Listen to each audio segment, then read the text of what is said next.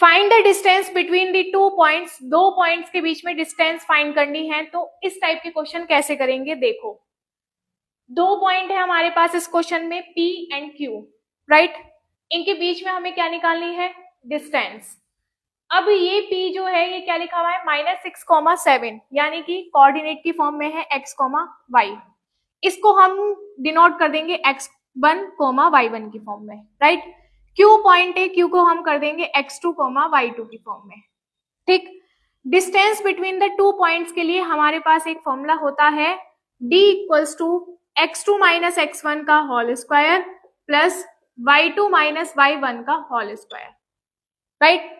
अब देखो d equals to x2, हमने q पॉइंट का कोऑर्डिनेट जो x एक्सिस पे आ रहा है वो है कितना है x2 -1, तो x की जगह वैल्यू पुट करी -1, माइनस x1 कितना है -6, तो -6 का whole square, right, plus y2 कितना है -5 और y1 कितना है 7, तो माइनस कितना हो गया 7, इसका भी क्या है ये होल स्क्वायर, राइट।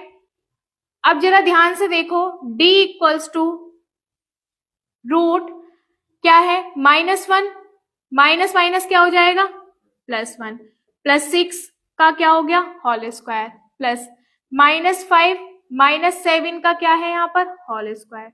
अब d इक्वल्स टू देखो 6 प्लस माइनस क्या हो गया -6 में से 1 माइनस करेंगे कितना बचेगा 5, 5 का स्क्वायर प्लस ये कितना हो गया माइनस माइनस प्लस, और 7 और 5 कितना हो गया 12, 12 का क्या हो जाएगा होल स्क्वायर, लेकिन आएगा तो साइन यहाँ पर माइनस का ही।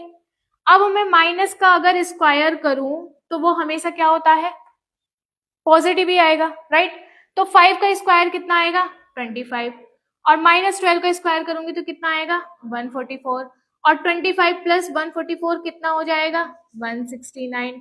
ये किस में है रूट में है, तो ये किसका हो गया स्क्वायर रूट 13, यही क्या हो गया इसका आंसर डिस्टेंस। और डिस्टेंस को हम क्या 13 में छोड़ सकते हैं, नहीं, हमें यहाँ लिखना होगा यूनिट, राइट। यूनिट बहुत इंपॉर्टेंट